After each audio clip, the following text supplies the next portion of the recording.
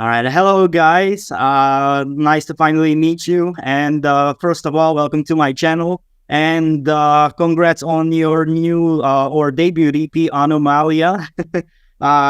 It's an amazing EP. I listened to it a few times already since it was released. Agremorta actually consists of two of you guys. So can you introduce yourself to the viewers? Tell us more about how you met, because you both come from different parts of the world. So can you tell us more about how this project came to be? Sure. I can maybe start. So I'm Nikola and so I come from Macedonia, or to be politically correct, North Macedonia. Yes, and I play guitar, I play bass, I play synths, and I'm a producer, composer, arranger of all the songs on the EP, and generally in the project. That's my role. And so, yeah, maybe Chris, you can introduce yourself and maybe say a bit more about how all of this came together, and I can incorporate a few words. So I was trying to do some online dating. I was kidding. So so my name is Christopher France. I'm from the United States, northeastern part of US, and been in bands as a vocalist, but also my first love was guitar. Classically trained on classical guitar, and played electric, played bass in bands, stuff like that. But also a bit of a multi-instrumentalist, but not to the degree that Nikola is by far. And so how we met was I kind of just creep around on this metal vocalist community on Facebook, because as a dad, I'm a dad of two, and so I got, we got life going on and stuff like that. So it's not as, as active in the scene as I used to be, but kind of was keeping my eyes open for the right opportunity if it would arise. So Nikola puts a post on that is intriguing, and I can tell, I think what it was I could tell he thought a lot about the music. And I'm that way too. Not that we're uber serious about it. It's got to be perfect or have a stick up our butts. But I could tell he was into the idea of putting a lot of thought in, So his first email, I was like, I think we're going to go on, this guy and me. Yeah. So he sends me the first track, which was Pluratus Umbra. And it was just so good already. Just the demo was and I think it was the cinematic feel that instantly started me going into this headspace of I've got melodies in mind, I've got a story in mind, it's all matching, it's making sense. So basically just creeping around Facebook, for a year, 2 years, watching stuff, go oh, that's cool, but that's not my style, or oh, that's really cool, but now's not the right time. And then it was just the right time, the right dude, the right music. And that was pretty much it. I think we were on board pretty quick. I think we met at the end of June. By the beginning of July, we were starting to demo some vocal stuff. So yeah, so nice. Yeah, that's actually pretty great internet story. You sort of joked around online dating, but yeah, sometimes these digital connection in these days can actually benefit from as you said, lurking around, see what other people do, and find something interesting, and just hit them up and connect with them. So yeah, that's actually a pretty great story. What about the name of the project, Agremorta? Can you tell us more about that? How that came to be, or does it have any meaning, or what does it actually mean? Sure. But before we head on to that, I just want to latch on to what Chris said previously. He explained it from his side, but from my side, it was actually for those couple of demos which I had instrumentals for. I searched for a vocalist maybe for 3.5 years. Wow. Yeah. Yeah. So this is a long time coming then. Yeah. And I've been revoking around all those instrumentals and improving them by as time passed by. But I tried with a lot of vocalists. But some of them were good in some certain aspects, which I liked, and we clicked on in certain aspects, but in other aspects, either I was lacking in something, he or she needed, and the opposite way around. So it was a long process finding someone who will like click basically in from all aspects, both for music, work ethic, train of thought, like character as well. I think is very important there. So it was a long process, and I'm very glad like this came together, and I'm very glad I met Chris finally. Yeah. Regarding your question about the meaning of the name, it means it's a combination of two words. It's agre, which is in Latin, and morta, which is also in Latin, and it's basically combined. It means like in front of death, but in a metaphorical sense, where music and art is always before death, and it's always this kind of picture which you portray about your subconscious, and you leave it here no matter of your physical presence. So that was initially the whole idea behind the whole name, and most importantly, it just sounds connected to the vision for the music that we have. That's why we decided to go with that name.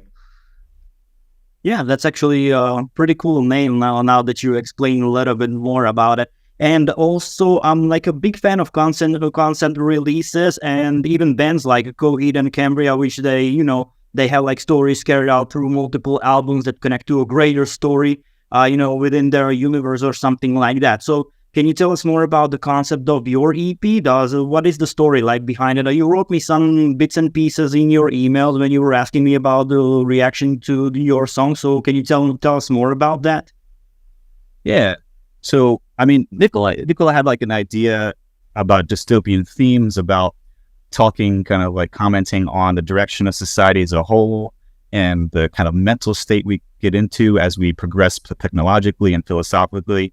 But then also like the strain and the stress and the mental health aspects that we've seen arise, not just due to things like, say, the pandemic or wars or other things, but just even without those things, just kind of this steady heading towards, seems like disconnection, right, from one another, interacting more with like we're doing now, which is like a great thing, right? Because I can talk to people across the world right now, but I could also stay on this thing all day, and like fry my brain.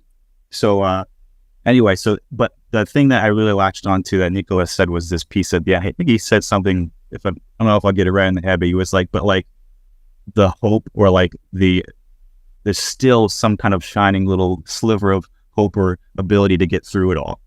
And I was like, I really latched onto that idea of like, because it can become very easy to get sucked and bogged down, and like, especially, and I say this from a privileged place, from a country that's in political upheaval and unrest, but not like going through what some other places are going through. So it's from a place of privilege that I say, like, even from over here in the safety of my northeastern United States, to even be watching and hearing about it can suck you down, right? And so how do we find enough hope to want to continue? How do we find enough hope to want to help, or any of those things that, kind of like elevate us above the rest of the animal kingdom, hopefully. Any kind of general concern and empathy for one another. So going from that, so I'm with you, man. Like, I love concept stuff, love concept out. Anytime that there's a story involved, bands that will go back and reach back out 3 albums back and like bring a character or something, or a narrative, or bring an old hook or something and like tweak it and tool it. I fangirl about that like all day. I was the kid who like bought the CDs with the booklets and like read all the liner notes like obsessively, and then was like, like that's what I meant earlier. I think Nikola is similar in some aspects. Like I love the thought process. I love knowing what a band was thinking and what the artists were doing and what was going through their mind when they created this piece of art, because a lot does go into it. You figure, at least I know when we've approached it has. So conceptually, though, for the story of this EP, my favorite thing to do is write about I don't always do it, but I love writing about dreams. I'm a person who, for some reason, has very vivid dreams and nightmares, like really intense. I don't know why that is. Maybe like eating pizza late at night. I don't know. It's like the cheese messes with you. But I got to have experience a number of very vivid dreams that were burned into my subconscious and my memory as well from waking. And this dream happened probably 10, 15 years ago and stuck with me. And I've sort of been waiting for the right time to then take the dream and put behind it an allegory, put some metaphor behind it.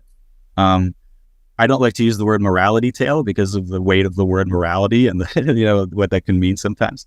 But I do like to use a story to talk about a concept or to express something that I've been through or feeling. So to shorten this up, in the dream anyway, I'll leave some up for interpretation, but what happens is that there's humanity has set up a failsafe to reset itself using technology. These giant monoliths come out of the earth and kind of skin everybody layer by layer, and keep that inside of a database and a memory, and then slowly start to basically reboot or reset everything. And so the hope in the reboot was that they would learn from their mistakes, move forward, not create some of the power structures that used to exist, and the hurt and the harm that we do to one another, and kind of start up society in a way where we can kind of start from an even playing field.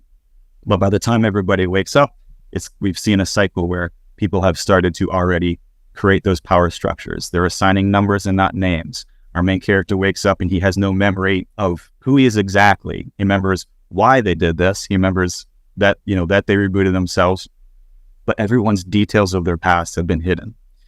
And in my dream, it was this kind of funny thing where it was like, if you could find out your name, if you could just find out who you were, you'd be given these extraordinary powers. So like 10 years ago when I'm dreaming this, like I learned like my first name and all of a sudden I'm flying through caves and stuff. Like this is craziness, right? But in the context of the story, it's just this idea of learning your name will reveal to you your past and reveal who you were. But there is a power, an organization, the people who woke first basically are keeping that all secret. And so as this person wakes up and wrestles with, this was supposed to be different. We were supposed to reboot humanity to not create this. He kind of ends up going on becoming this cult leader in a way of against the powers that be currently, in the name of restoring everybody's memory and giving everybody their true identity back. Of course, things don't. After he gains power, he finds a love interest. They go to war. They succeed. He gets what he asked for. He learns the names and gets the registry of everybody's names, and then is confronted with the fact that of his past life, in which he was not so hot a guy. And I don't mean visually. maybe he was stunning. I don't know, but he was. He pulled some punches that weren't so cool. He was responsible for the euthanasia of the impoverished, of children, of the elderly. We've seen some things like this, not to get too sensitive, but within the past 100 years in our globe, we've had dictators rise and look for the people who can't provide, or the weakest, or even the most intellectual, and eliminate them for the sake of what they think is a greater good. And so that was his past. In fact, he's also been responsibility for the death of his partner's father and child. So the rest of the concept album is him wrestling with what to do with that reality. And it kind of mirrors struggles in my own life, thoughts of like things about what it's like to keep secrets and hold secrets, and what it's like how do you accept your past without letting it define you, without letting it bog you down, but how do you not forget it and not totally ignore it and not learn the lessons from the past? How can you not shame yourself, but still but still accept it as part of your narrative? So just different questions like that, as well as the question of when I think I wrote this the other day with Nikola and I as we were writing about the project, but like who are you when nobody's looking? Like, can you have the same integrity? Can you have the same character that you put on the surface when it's of no benefit to you, or when you can come under harm for doing so. So that was like about 3 hours? Anyway, so hopefully that answers some of that, gives like the overarching storyline there.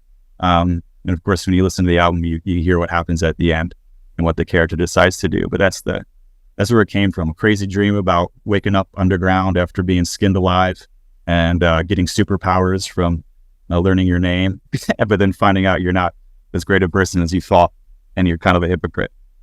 So what do you do with that? Yeah, actually, like a pretty interesting story. I was like so into it, and also like a cool place, for inspiration, like from your dreams. Not a lot of people do that. I don't know. So that's actually pretty cool that you can pull up, inspiration from that and turn it into this like whole story. I'm lucky that I am fortunate that my nights are like acid trips, so I don't have to have them during the day. I can just have them at night. Yeah. Sometimes people don't even like to talk about dreams. Like there's like that. I mean, I don't go to parties and talk about dreams. Like that's what I like, but I still find them interesting. I like to hear people's dreams. I don't know. That's not cool, or maybe that's weird, but like I love to hear weird stuff. Like tell me what did your dad do? Yeah, like some people do have weird dreams or interesting dreams. So yeah, sometimes it's nice to hear about those things. Yeah. Yeah, Nikola, you wanted to say something? And just to complement what Chris said, like that's the whole story aspect of it, which is like a more detailed version of what is happening basically visually behind the music. But I was more of a guy to put that all together in terms of how can we simplify this in a way which it will be explanatory for the end listener in a simplistic way, which will like work with him initially, because this is a very in-depth story basically. So that's how we came up with those names, which basically match the aesthetic of the music. They elaborate on the different aspects of the story and basically explain it through different words. And what I wanted to also like notch this about this is the name of the EP. Like in all these aspects of the whole story, the reason why conflicts are created and what and how and why things are resolved, everything is if you think about it in depth, it's all because of Anomalia.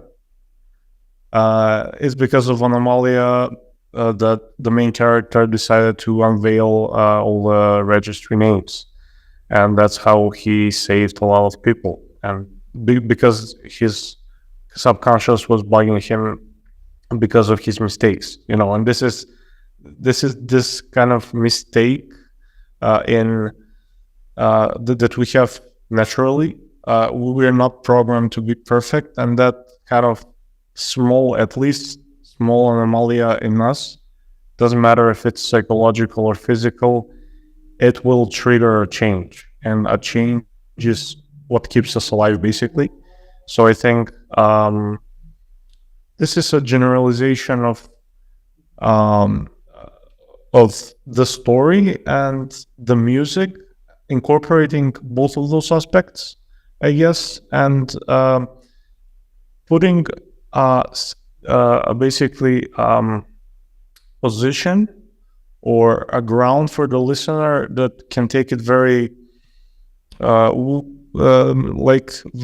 a listener kind of way, and not as a movie watching kind of way, where he could just listen to the music and be attached only to the music, but he can also attach to the story and the whole depth and sound and everything that it says behind it. So me personally, I always like that aspect of, you can have a small piece of it, you could like the small piece of it, but if you want to deep dive into it, you can deep dive as well. So it's not just this or this. Yeah, definitely. So that's basically like, as I mentioned, Coheed and Cambria. I'm a huge fan of that band. So yeah, that's pretty much the same thing with them. You can listen to the music on its own; it's fine. But if you want to dive into the story more, there are novels and things like that, graphic novels. So it's actually pretty cool to explore more of that world. So yeah, I know what you mean. Yeah, definitely. And also, so this first EP is out, and I'm guessing we can expect more in the future. Do you have any plans for like a debut album? And is the album going to follow the story from Anomalia? Is it going to expand on the concept, or is it going to be its own separate thing? Yeah, why do you go first? Well, I mean, we we're open to having all of this connected to an album or even a whole discography that we could incorporate around maybe this concept and this soundscape that we created. But we're also open to doing like something similar that would push even other boundaries. So I would say we still haven't decided what direction we should take, but we are considering many options. We are already pretty, we're still in the midst of like the release cycle in terms of like pushing it and trying to get some, some attention on, which by the way, thank you. To make sure that people actually hear what we're doing and garner interest, hopefully. But Nikola and I have talked about, we're definitely interested in putting out more. So to answer the first question of like, is there more? Yes, we'll be connected. I already have in my head the next dream. But the fun thing about making these stories and everything and from the dreams is I don't stick to the dream. It's like, that's like the foundation. And so if it makes sense to connect them in some way, I'd love to do that. But I'd love also to make it its own thing, and have it be totally separate. But I think we're both pretty jazzed up about getting this out there. I think we're I love that people are listening to it. I think we're done listening to it. Yeah, I think, but most bands feel that way. Musicians feel that way, especially this time around. We really put a lot into it, and so we're like, oh yeah, I heard that 1,000 times. I still love it, but it's just like we're kind of definitely ready for what's next. So we're enjoying interacting with people and the communication and the feedback. That's all super enjoyable. But as an international band who's not playing shows tomorrow, we're ready to like get moving and do the next thing, as soon as possible. So looking forward to that. Maybe connected, maybe not, but definitely taking what we have learned and done and turning that up a notch, refining that. Building it from the ground up as opposed to waiting 3.5 years to find someone to connect with. Yeah, definitely. And also, like, so Anomalia has been released on digital platforms. So are there any plans like to release it on physical formats? Though there's like a crazy amount of demand for vinyl and things like that. So any plans for that maybe? Yeah, we actually talked about this a couple of times. There is actually a fundraiser on our Spotify account where we basically, if we gather up the funds for a physical copy, we would love to do it because we have some initial sketches and plans of how it can be done. For anyone listening to this, if you wanted to help,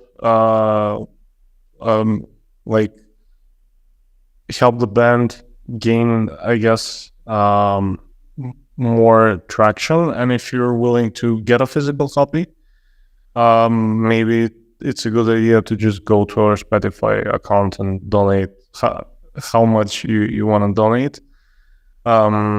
We also talked about other ideas of how we can incorporate this fundraiser. So if anyone is interested, please follow us on social media and follow what we're doing. We're gonna inform you as we go. But yes, we would love to have physical copies if fans make it possible for us.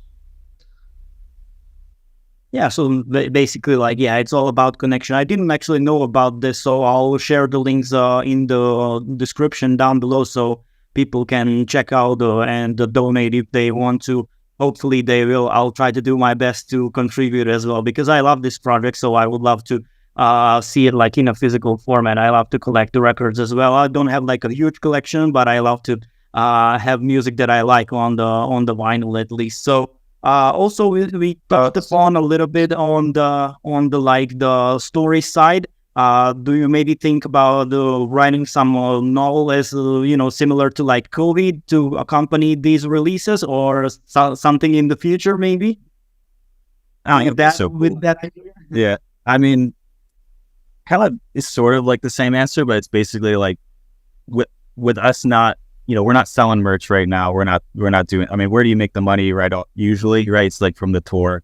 Yeah. So like we're making pennies on streams. I'm pretty happy with the attention on streams. Honestly, like we're getting more interest than I've probably ever had for any project that I've been a part of. In large part thanks to all of the work that we've done. Probably Nikola more so.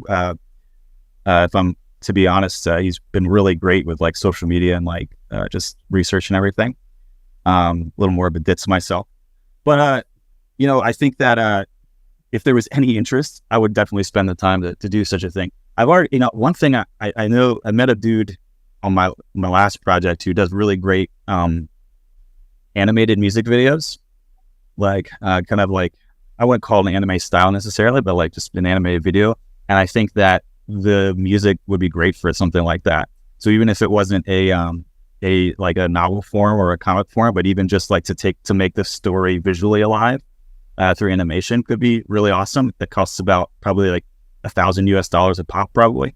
So it just comes down to like, I mean, I could try myself, but it wouldn't look so hot. It just kind of comes down to like, what if we're gonna spend money? Like I think we're probably of the mind right now with our current finances, we're making more music. But if we got to the point where people were like you were, asking and curious and would basically like-minded musicians who were like, oh, we'd love to dive into the art and lore and that kind of stuff, then I would love to spend time on that. So I think the priority is like getting more sound. And I think that in the off time between that, and if there's interest, we'd love to do vinyl. We'd love to have some merch if people, want to throw a shirt on or have their tote bag or wear their, like a G-string or whatever, whatever you. But I said that out loud, and I was like, yeah, I don't think I've worn a G-string before. Maybe I'd wear one if it was an Agremorta one. But anyway, so or just writing it in a story form. Like, technically, we already wrote it down, so we'd just be fleshing it out a little further. But yeah, thanks for your interest. That's a cool question. Yeah, and just to complement this thing that Chris said, I think we have a couple of ideas on how we can incorporate like the story in different visual ways. As Chris mentioned, it could be animated, or they could be just in a written format with some visual display which would fit the whole story and the whole artwork behind that and everything. So we are definitely people who would really like to dive deep into it. But if there's an interest in that. Yeah, definitely. Definitely, I would be interested in that, and hopefully other people will be too. So yeah, time will tell. I mean, as you said, like first comes the music, and then you can expand on the story later on if there is a lot of interest from other people. And so currently, it's only you two guys. So you mentioned like the income, maybe like from the live shows. Do you see maybe sometime in the future to expand, like to add more members to the band and hopefully perform live? Personally, I would be really interested in that. And we were talking of some combinations maybe that would work, and how we can actually do this. But again, it all comes down to interest. For now, we just prioritize creating. And if those creations get to people, and if those people latch onto them, really, like we would get into finding people to actually perform live. So definitely, it's as an answer to the question, yes, we would love to perform live in some parts of the future. Maybe even after the humanity has been reset. Yeah, definitely. Listen, Yeah. my schedule is the work that I do is not unique, but the schedule is somewhat where we could actually make it happen, maybe more than some jobs I could have. So it is definitely a possibility. It's just a matter of when. And I think that if we did something like physical, like vinyl or albums, that would be probably in tandem with something like that. It's like flying Chris out to Eastern Europe and then having them in a box and doing like 3 shows where it's like, we got to get rid of these, you know, and $3, whatever, just take them, you know, get some video footage, stuff like that. It would probably have to be this kind of short burst of like just live energy that exists. That's where you can get your stuff. We've talked about it, and we're definitely open to it for sure. Yeah. I think also fingers crossed. And you talked about other people. We've also been talking about who was involved in this project and what would it look like to have more hands in the pot, you know, more cooks in the kitchen. Nikola and I are definitely the heart behind it all. But between Alex and Andy and this, or basically, people added a lot too. So, everyone, it was definitely a team effort beyond the two of us to make this sound from my perspective, as pleasing as it did. Like on the other end, I was like, wow, like these ideas really came to life thanks to the crew that helped make this possible. So, yeah. Looking at looking at it from this perspective, maybe Chris and me is officially on there as a name, but Alex, who actually did the co-production, the mixing, and the mastering for the EP, he was really an integral maybe part of the whole sound. So he was really important in the whole process as well. And Andy as well, who did the vocal production recordings. He also incorporated his creative skills in the vocal production, which from this perspective, in the end result, it plays a big role of how the story is being told. So I just want to say that both of them are very integral part of the whole thing. The bass guy who actually Chris mentioned, it's Stefan Stojkoski, and he helped me with some of the bass lines on a few of the songs, and he helped me see a vision of some rhythmic lines where I wouldn't have envisioned without him. So yes, it's just two of us, but many people connecting in order to create this cohesive piece of art.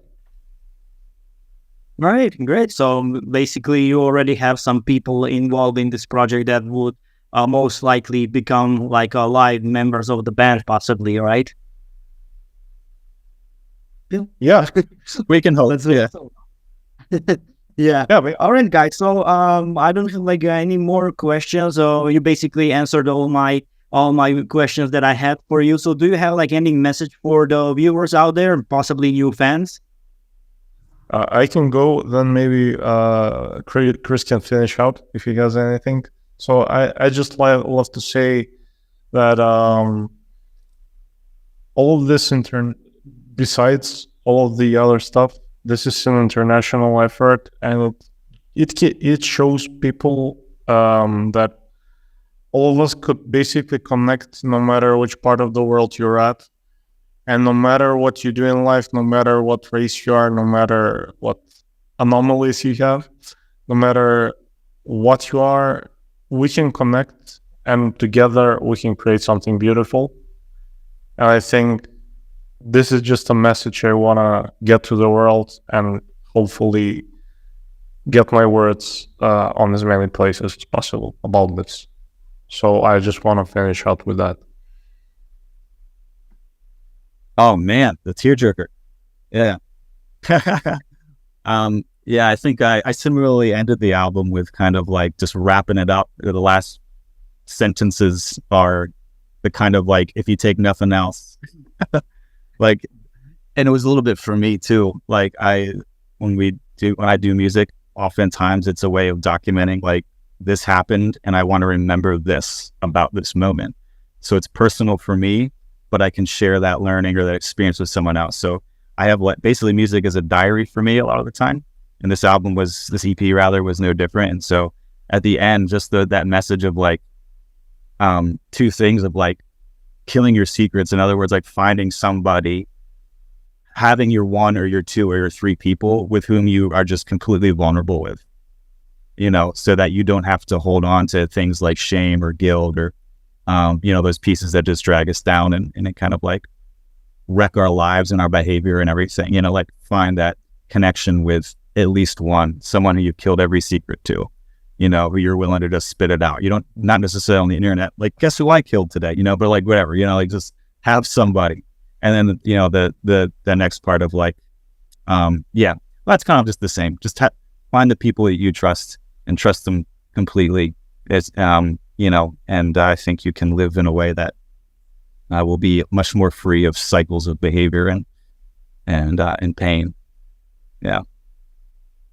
But also, thanks for listening, everybody. Jeez, it's been awesome. People are actually hearing the music. It's nice. They're giving great feedback. Love it.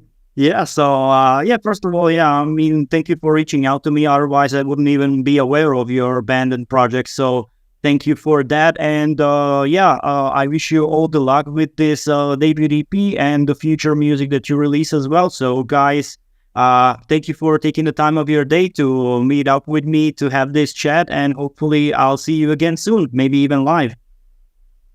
Nice to meet you. See you, man. Thank you very much. Bye. Thank you. Cheers, guys. Cheers.